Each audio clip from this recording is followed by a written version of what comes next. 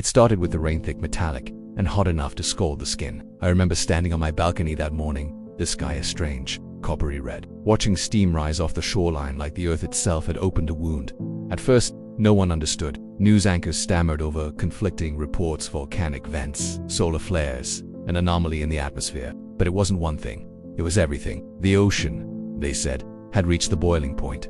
Literally, 100 degrees Celsius. Salt water vaporizing in great clouds, swallowing the coastline in mist and death. I lived 5 minutes from the beach, a quiet town that had always smelled like brine and sunscreen. I grew up here. My childhood was the sound of gulls, the feel of cool tide water between my toes, and now all of it was turning to steam. The first signs were subtle. Fish floated belly up by the hundreds, then thousands. The water turned murky, then brown, then black. Seaweed curled like paper near a flame. The air changed to denser, heavier. Breathing felt like inhaling a fever. By the third day, the wind carried the stench of rotten minerals and something else I couldn't name. Something ancient, something angry I couldn't stop watching. Every morning, I returned to the same spot on the hill above the coast, trying to see past the veil of steam. The ocean used to shimmer blue, now it throbbed like a furnace. Waves no longer lapped, they hissed, as if protesting their own transformation. The science made it worse, somehow. They explained that greenhouse gases had created a runaway effect. The atmosphere was trapping heat like a sealed greenhouse. The oceans, once Earth's buffer, had absorbed all they could. The tipping point had come, and the laws of thermodynamics were merciless. Water has a high specific heat. It takes a lot to make it boil. So when it did, that meant the rest of the planet was already beyond saving. Boiling oceans meant mass extinction. Plankton gone. Coral reefs gone. Entire food chains unraveling like threads in a burning tapestry. The air was filling with more water vapor than we could handle. Hurricanes spawned and died in a matter of hours, too erratic to track. I remember the government broadcast on day 5.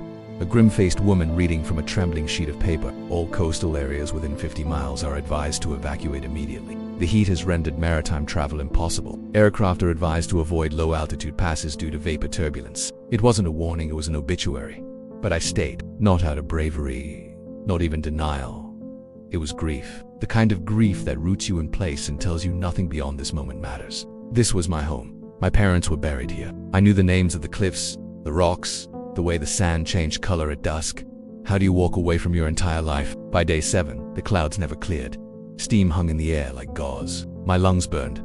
I had developed a cough deep and wet. I could taste salt in everything, even when I didn't eat. Birds were gone, the sky was silent. That silence was worse than any sign. I realized that sound had always been proof of life. No waves, no gulls, no breeze. Just the occasional shudder of the earth beneath my feet, like it was trying to breathe through a fever. Electricity failed on day 9.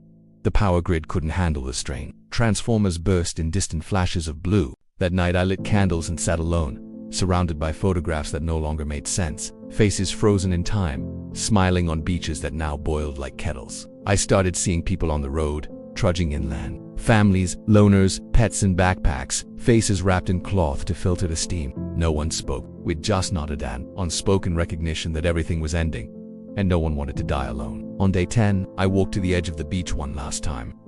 The sand scalded through my shoes. The tide was going replaced by this roiling, bubbling expanse. Steam vents hissed in columns, rising hundreds of feet into the sky. The water churned like soup in a cauldron. There were no shells, no driftwood, just scorched earth and the howling wind of the end. I stood there and wondered, was this what Venus felt like? A planet once, maybe like ours, but now dead under a crushing sky of heat and pressure. Were we always headed this way?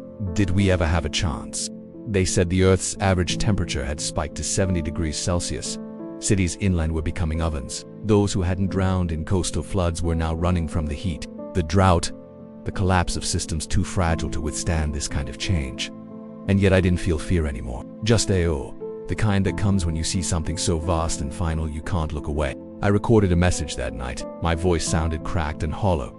If anyone finds this, I stayed because this place was my heart. And maybe that's foolish, but I think when the world ends, the only thing left is where we choose to stand. By day 12, the ocean was no longer water, just liquid heat, molten and angry, belching steam and salt into a poisoned sky. My skin blistered from the air alone. I barely slept. I stopped eating, but I kept watching. Even when my vision blurred, even when the mist turned blood orange under the swollen sun, I stayed until the world forgot the meaning of the word shoreline, until maps became lies, until memory was all that was left. If you're hearing this, maybe the world cooled again, maybe something survived, but if not, know that once The ocean was beautiful, and I stood by it until the very end.